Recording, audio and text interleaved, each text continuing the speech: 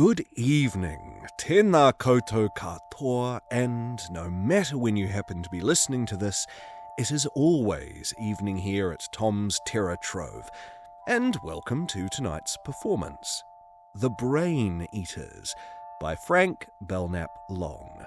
I seem to have arrived a little late to our rendezvous this week, the reason being the 140 km/h winds that have whipped about the lower North Island of Aotearoa, my current home. Tāwhirimatea, the god of the weather, is evidently displeased. Be that as it may, we are here, and it is now. Synchronize your watches. Now is happening right now. As always, I thought it would be interesting to tell you a little bit about the provenance of our narrative for this evening and its author. If you'd rather skip straight to the story, this episode is divided into chapters which will allow you to do just that. I'll see you at the finish line.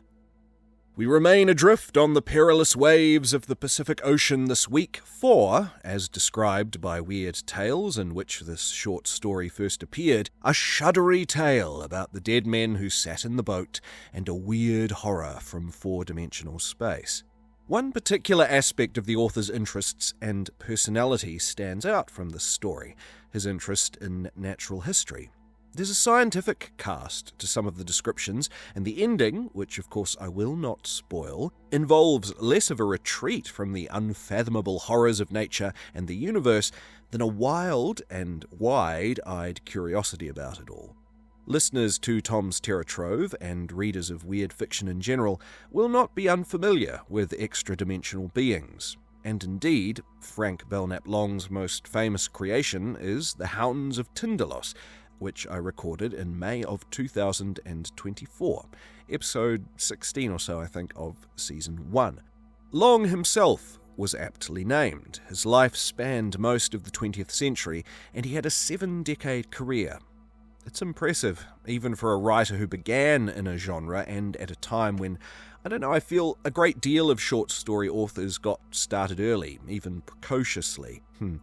A common theme I find when reading up on the writers of the tales we love so well is that their contribution to the culture and to the delight of so many readers and listeners is so often incommensurate with their status in society or the monetary value their craft is accorded.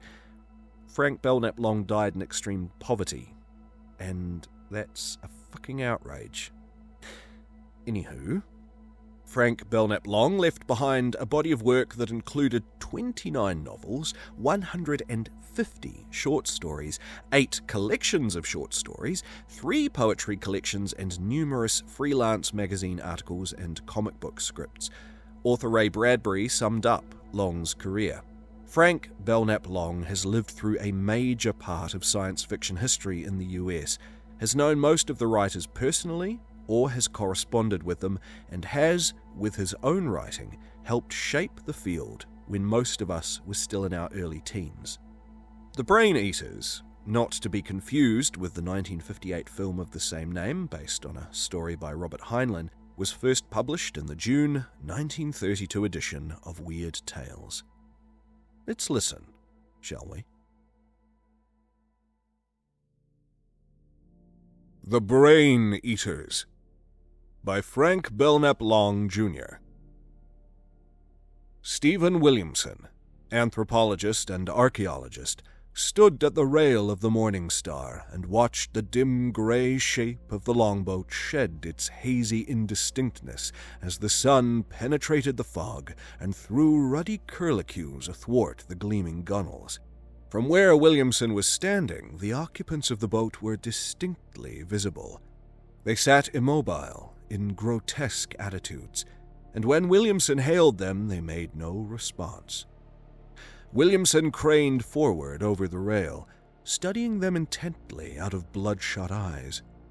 Then, suddenly, his body went tense, and a cold horror descended upon him. He turned abruptly, cupping his hands, and shouted out a frantic warning to the first mate. who was standing rather nonchalantly amidships with his hands thrust deep into his trousers pockets. "Keep away from her! Ease her off, for God's sake!" "What's that?"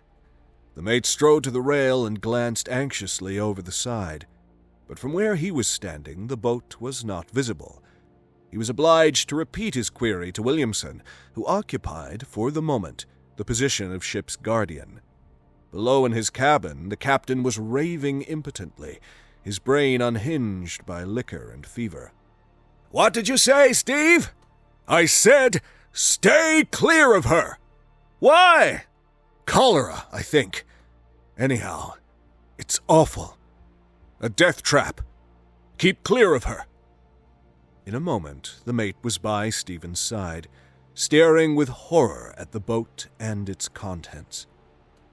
It was drifting aimlessly in a long swell, its rudder askew and trailing sea moss, its oarlocks sodden with caked salt, and a darker, more disturbing ingredient that looked, from a distance, like caked blood.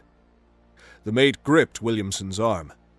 "They've been dead for weeks," he muttered hoarsely. "Every man of 'em.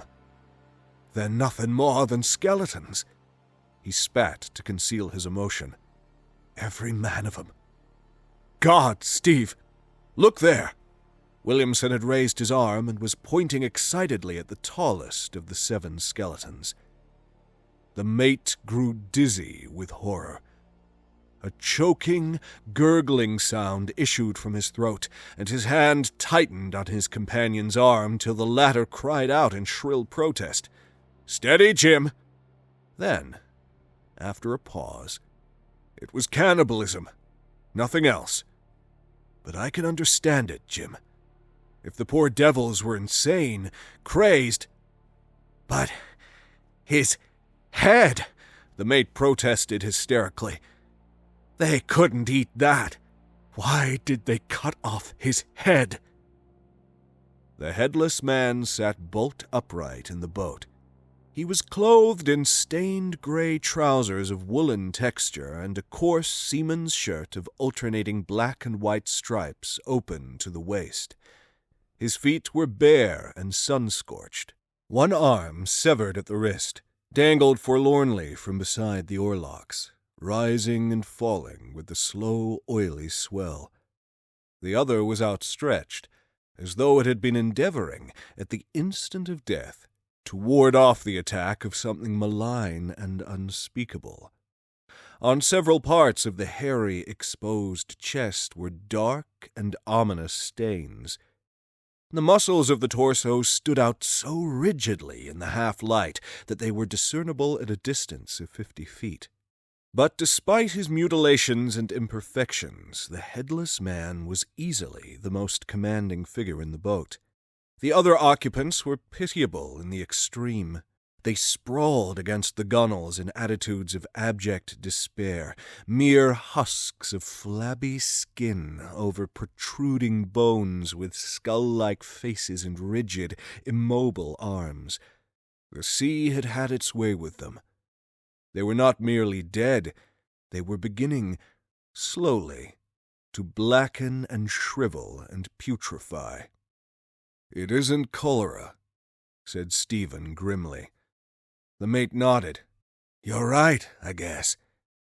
His voice sounded hollow and unfamiliar, even to his own ears. The strangeness of its timbre appalled him. He glanced almost hysterically at his companion. How, he wondered, could the man remain so cool? He had hitherto been so emotional, so easily upset.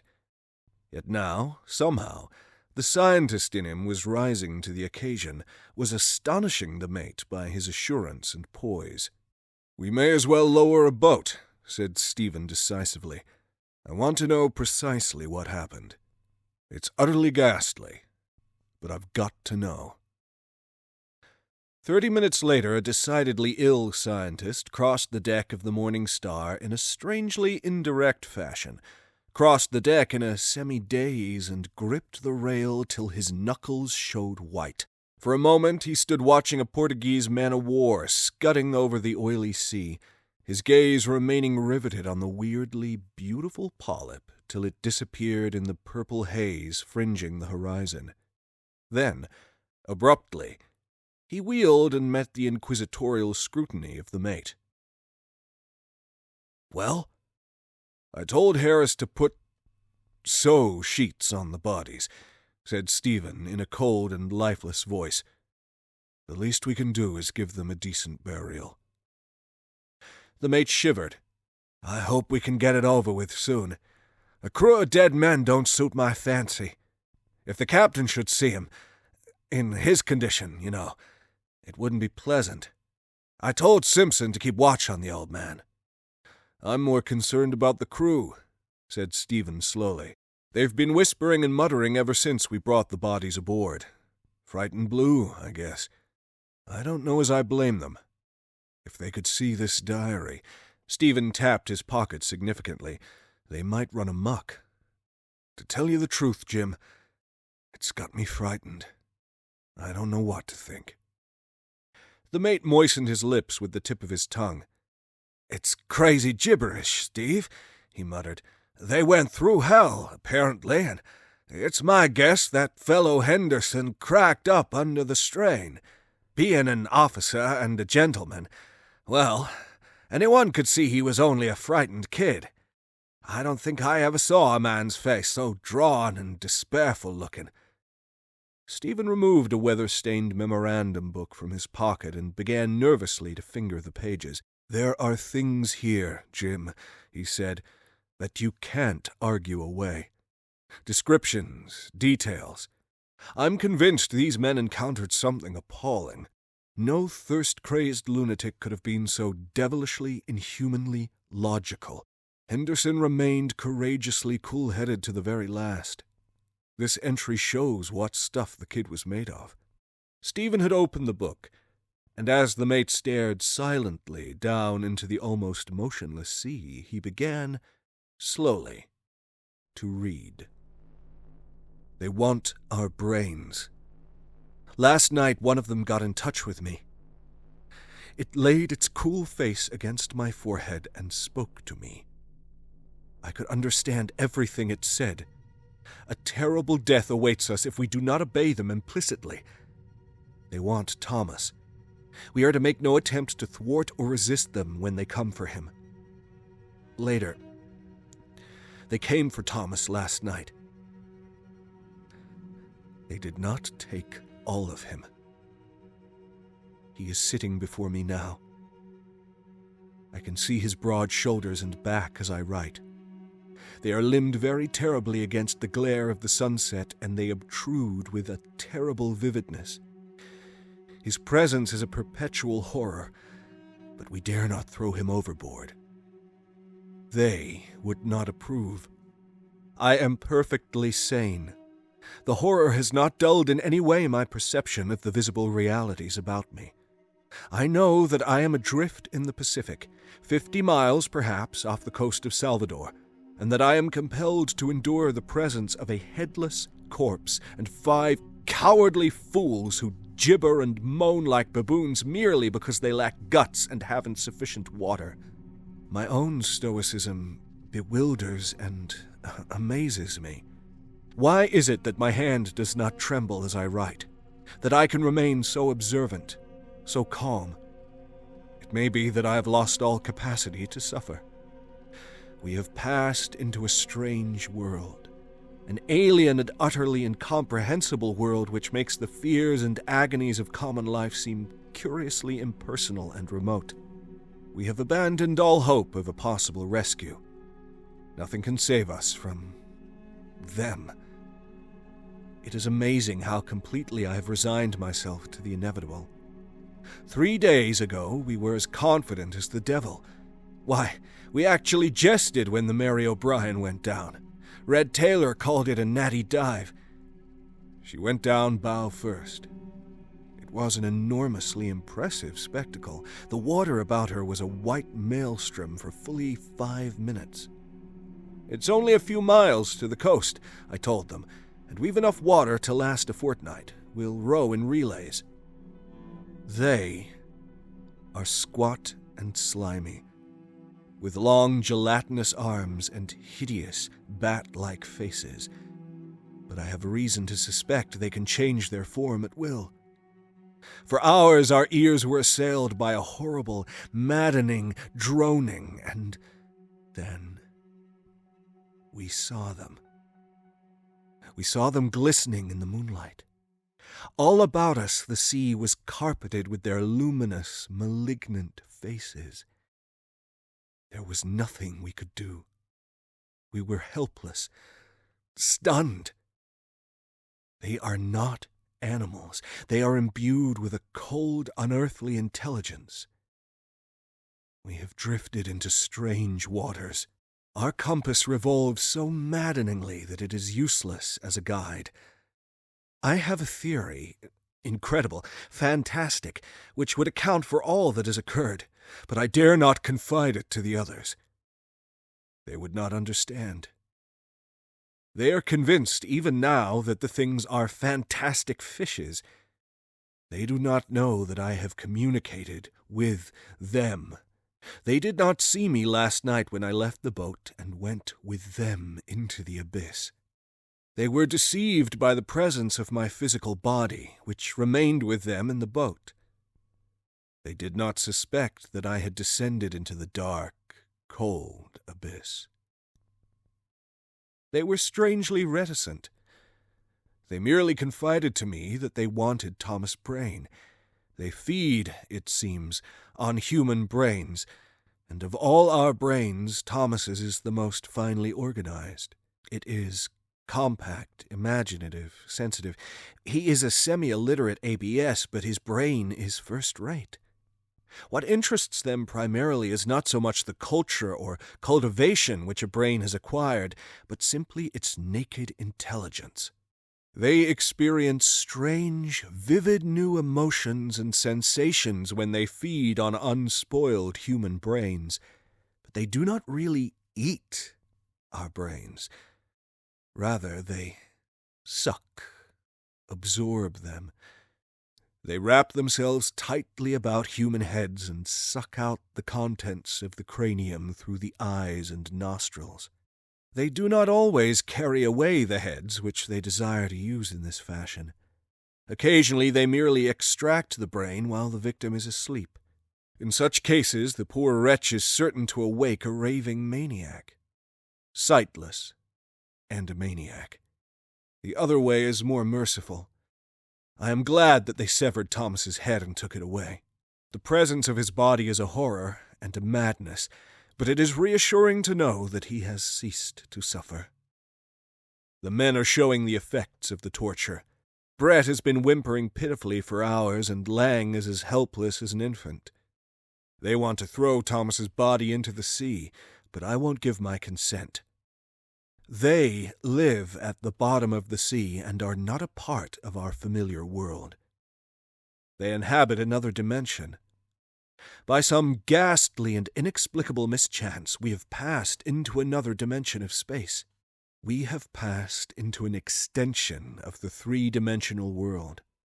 The existence of these creatures confirms the wildest speculations of theosophists and mystics, who have persistently maintained that man is not the only intelligent inhabitant of the globe, that there are other worlds impinging on ours.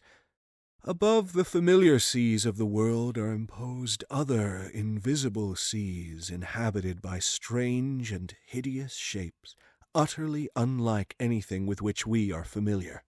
There is not one Pacific Ocean merely. Occupying the same space in another dimension are invisible Pacifics, inhabited by strange shapes with hidden, malevolent powers. We have, unaccountably, sailed into one of these invisible worlds. We have passed from the coast of Salvador to the sea coast of an alien world. It is a very terrible world. Its denizens are more malignant than vampires. They raven on the brains of lost travelers from the three-dimensional Pacific. I had fallen asleep from sheer exhaustion when they came for me and compelled me to follow them down through the blue depths to their strange, blue-litten city on the sea's floor. My body remained in the boat, but my brain was with them at the bottom of the sea. They can separate the brain temporarily from the body without any physical sundering. They were careful to explain to me why I should not share the fate of Thomas. They need me. I have been enjoined to guard Thomas's body, to keep the others from throwing it into the sea. Another ship has passed into this strange and hideous world. On it there is a brain which they covet, an extraordinary brain, the brain of a scientist and poet. They desire to absorb it, and they desire to absorb it while it is aflame with curiosity and maddened by fright. When they can absorb a highly evolved brain that is keyed up to a pitch of wild excitement, they experience the most intense ecstasy and rapture. So peculiarly are they constituted that they are capable of deriving the most piercing pleasure from highly evolved, highly inflamed cerebral tissue. In our world, rare or alien manifestations of energy like radium, cosmic rays, and things of that kind react most violently on terrestrial organisms, and it is very conceivable that in this other world, animal tissue, especially such highly evolved tissue as one finds in human brains, reacts with a similar intensity upon the alien body substances of these creatures. The scientist, the man who is coming, has a brain which excites them immeasurably. They are determined to frighten and inflame it, and they think that if its possessor encounters Thomas sitting upright in the boat, headless and ghastly, it will become a rare delicacy and afford them the most exquisite rapture. They have asked me to help them, and I dare not refuse. But I can at least record what I know and suspect in this book, and if he is not a blind fool, he will strive to escape. I fear, though, that he is lost, hopelessly and irremediably lost. Like us, he has in some mysterious way passed into another world. The ship which bears him has been drawn, sucked into some great vacuum or vent in three-dimensional space, and is now in an utterly alien world. A black and abysmal world. Nothing on earth can save him. His naked intelligence, perhaps, but nothing on earth. The brain-eaters will not spare him. They will fasten upon his skull and drain it dry. His eyes will be drawn from their sockets, and his brain will melt and dissolve like tallow in the sun. Their moist, dark mouths... I am very ill. The ocean about me is carpeted with leering, malignant faces. The others see them too. Brett is cringing and whining and foaming at the mouth like an epileptic, and Adams has collapsed against the gunwale.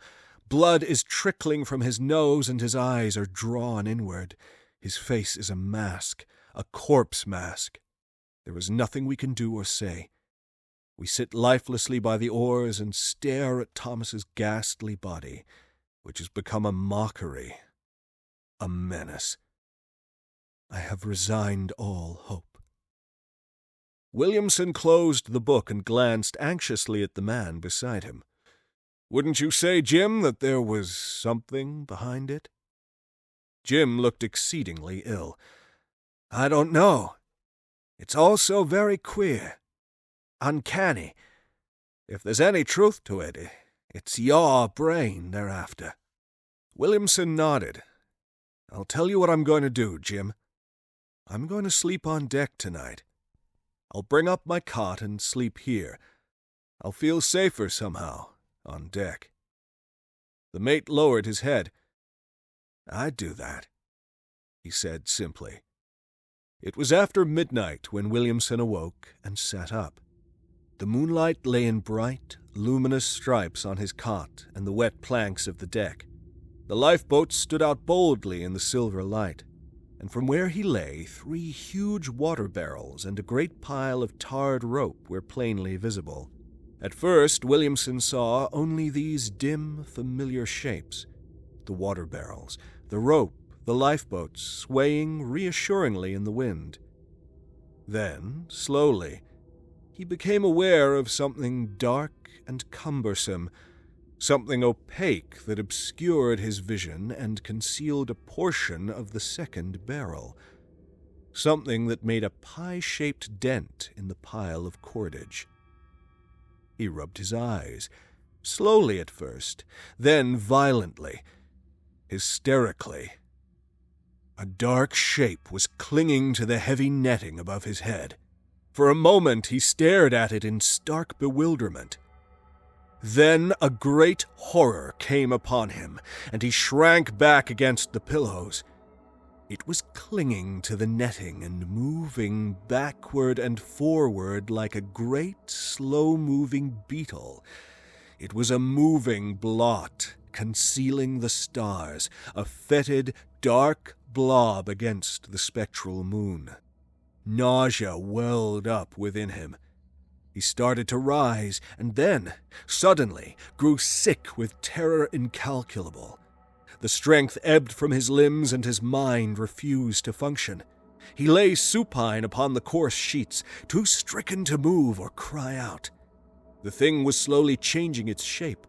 It was assuming a more definite contour, was waxing more malignant and agile. Stephen's eyes followed it helplessly as it moved up and down the netting. It was acquiring sight. It was acquiring the loathsome capacity to return his stare. Two luminous spots glowed malevolently down at him from its crawling bulk. It was globular and wet. From its dark, sack-like body depended 8 squirming tentacles. Or were they limbs? It was impossible to be certain. They were so maddeningly weaving and indistinct, at one moment swelling in girth, and then becoming so incredibly wire-like that they seemed to merge with the mesh of the netting which sustained them. But that the arms ended in thin, claw-like hands he did not for a moment doubt. The hands were too constantly visible, too patently sinister. They fumbled with the netting, as though seeking to draw it apart. He managed, somehow, to rise upon his elbows, to extend, invitingly, his exposed throat. It was not death he feared. It was the torture, the suspense. He could no longer bear to look into the horror's eyes. He had endured with agonized fortitude the sight of its drooling, bat-like mouth, and the odor of putrefaction, the sea stench which surged from it, and even the fetid, fleshless hands with their long, luminous fingers had not incited him to complete surrender. But its eyes held a threat which could not be evaded or endured. He did not want them to come any closer. If the hands broke through and the eyes came closer, it was better to surrender unreservedly to the hands. So he raised himself on his elbow and bared his throat. It was a full minute before he perceived that he had been mistaken, and that the hands were not seeking his throat. They were busily engaged in recovering from the wet deck a large, round object of disturbingly familiar appearance. The thing had evidently been compelled to lay this object down for a moment in order to facilitate its ascent to the netting above Williamson's bed, and it was now intent on recovering its gruesome trophy. Slowly, deliberately, it raised the object in its terribly thin arms, caressing and fondling it, holding it very close for a moment to its moist and bulbous mouth. And in that same instant a hideous droning that was like the thrum of huge engines in some vast and reverberant power plant smote menacingly on Williamson's ear. It was not the droning, however, which drove Williamson shrieking from the bed and across the deck in a straight dash toward the rail. It was something much more unendurable than any sound on earth. It was the sight of a face, blue-cheeked and tortured, with matted red beard and white, pupilless eyes, a face distraught, yet immobile, a face that grimaced and glowered and yet remained strangely, alarmingly impassive. the face of a dead man. The face of a corpse. There were dark stains above the temples, and the matted hair and beard were clotted with blood. The head was necklace, unattached. It seemed to float upon the air. In reality, however, it was being held very firmly in the terribly thin arms of something that wanted Williamson's brain, that wanted to do to Williamson what it had done to the subject it was so proudly exhibiting. It was displaying the object unashamedly to Williamson because it wanted to terrify him, to appall and terrify him utterly. It wanted to drive Williamson mad with fright so that it could fasten on his inflamed brain and drain it dry. The mate, standing unsteadily upon the bridge, was alive to Williamson's peril. He had watched the scientist awake from a troubled sleep and had seen the dark shape moving backward and forward above the latter's head. He had also observed, with an actual physical retching, the round, dark object on the deck before the horror had reclaimed it. He was an imaginative man, and his brain, at that moment, was as agitated as the one which the horror coveted. But a mighty wave of fury against the thing that had come up from the sea blotted the fright from his mind. The barrel of the rifle in his hand glowed like a long blue taper in the moonlight. Slowly, with an almost hysterical deliberation, he raised the weapon to his shoulder and took aim. The horror screeched twice shrilly as the bullet plowed through its dark body. It fell from the netting, twisted itself into a ball, and rolled diagonally toward the scuppers. As it passed over the deck, it left a thin blue trail of phosphorescent slime on the wet planks. Williamson turned from the rail against which he had been clinging and raised a stricken face toward the bridge. "It's no use!" he shrieked. "Too many of them! All about the ship! I'm going!" He started to climb upon the rail, and then, suddenly, his foot slipped and he went down with a thud. When he raised himself again to a sitting posture, he was holding something dark and round between his hands and gibbering insanely. "No top to it! No top at all!" he screamed. "The brain pan's gone! All sucked dry! Nothing inside! Oh my God!"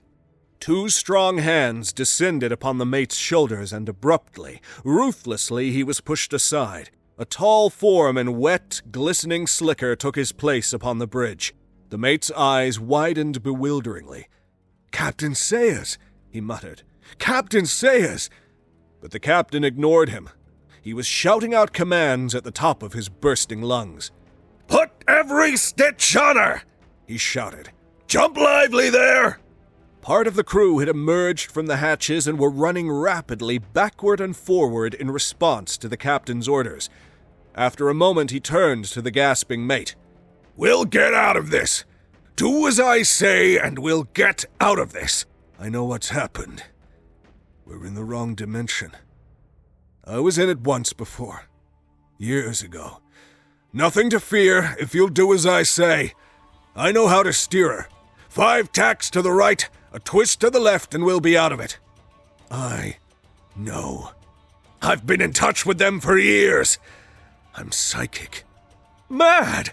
groaned the mate. "Stark, raving mad!" The captain had left the mate's side and was running frantically toward the wheel. "Keep them at it!" he shouted over his shoulder. "Tell them to square away! Can't put too much sail on her! Can't put too much, d'you hear?" The mate nodded. "Worth trying," he muttered to himself. "Follow him implicitly. Nothing to lose. He's in touch with him, maybe. Crazy people are psychic. They know things we don't." He raised his voice. "For God's sake, men, be quick! Do as the captain says! It's our only chance!" There ensued a race with destruction. The great ship hove to and trembled ominously, every sail on her taut with the breeze, while from the ocean there arose a screeching and a droning such as no sane man could endure with fortitude. The mate felt his reason tottering, even as the reason of the captain had departed, even as the mind of poor Williamson had succumbed. Poor Williamson, who squatted hopelessly on the deck, his right hand supporting a horror of horrors, and his face a distorted mask in the spectral light. But eventually, they won through. The ship, under the captain's guidance, veered strangely on the dark waters. It veered about and rose on a mountainous swell, and even as the captain shouted orders into the attentive ear of the frightened helmsman, the droning and screeching diminished in volume. One by one, the hideous, luminous faces faded from the luminous seas. The wind went down, and the ship floated serenely on a 3-dimensional ocean. 4 hours later, the sun came up over the coastal hills and flooded the ocean with a saffron light. Williamson, serene and at peace, stood silently by the rail and gazed with gratitude at the prone form of Captain Sayers. The captain lay asleep on the bed which the scientist had vacated on the previous night under circumstances which the mate could not bear to recall. But Williamson was the courageous one now. He dared to recall them. He gripped the mate's arm and smiled wanly. "I'm glad you decided to obey the captain," he said. "Nothing else could have saved us. It was an heroic decision. The captain knew, I am convinced. Men whom the world calls insane, sick people, lunatics, are often en rapport with the invisible, the hidden. The 4th dimension is an open book to them. They see things which are hidden from us, and the captain knew." The mate nodded. "I'm glad that they didn't take your brain, old fellow. It's too valuable an instrument. Aside," he added, with an ironic smile, "aside from your friendship, I'm glad. You can go on with your work now. You can get all that dope on the Mayas you missed last trip." "I'll not write about the Mayas," said Stephen decisively. "I've much more important information to convey. My next book will deal with them." The mate scowled. "And no one will believe you." "Perhaps not. But I'm determined to put that horror on paper. Someone, somewhere, may read it and understand." The mate shook his head. "You'll lose caste. Your scientific friends will jibe and jeer at you." Stephen's face set in grim lines. "Let them jeer," he muttered.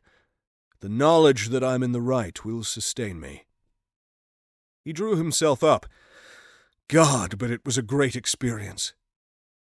It nearly did for me, but I know now that the world isn't the pretty little affair we've always thought of. Out beyond are wetters of cosmic appetites. I've a cosmic appetite, Jim. I like to venture and explore. Perhaps, someday, they'll get my brain. But in the meantime," the mate smiled sympathetically. "I can guess how it is," he said. "There ain't any sailor this side of the Horn wouldn't understand. You're always hankering for what lies just around the corner." "Or on the dark side of the moon," amended Stephen, with a wistful smile.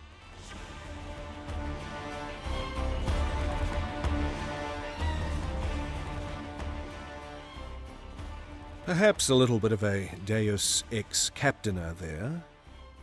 But, before the stone slab covering the entry to the tumulus mound of Tom's Terror Trove slides shut for this evening, I would like to mention that I have recently reached out to a variety of New Zealand authors of short-form horror, as I hope very much to be able to present horror from down under on the podcast in the near future. Also, speaking of the near future, TTT will be going off the air from the middle of November until early February, as I will be taking part in some fairly intense schooling over that time. But fear not. Or do, actually. I suppose that's mostly what this podcast is all about, after all. I'm going to be recording a variety of bonus stories for release every 2 weeks in the interim. These will be available to those who donate to the Ko-Fi Coffee page as a way of saying thank you. Links will be in the description. With that in mind, I will have more details a little nearer the time for those who wish to do that. With that in mind, I'm also looking at ways to expand what Tom's Terror Trove is capable of providing to you, dear listeners. I've got some big plans. If you've enjoyed this episode, do subscribe and stick around. We've still got some very exciting tales to come, and then I'll be back with a vengeance in early 2026. By the way, I do all this myself, the wonderful voice actors who contribute their talents to the crawling world notwithstanding, and therefore, liking, subscribing, commenting, and rating wherever you happen to be listening helps out the podcast/channel immensely. My thanks to those who do show their support, however that may manifest, whether it's a donation, a comment, a review, etc. Thank you to you all. With that, I will bid you good night and farewell for now. We'll be back at the usual time next week. So take care. It's a scary world out there.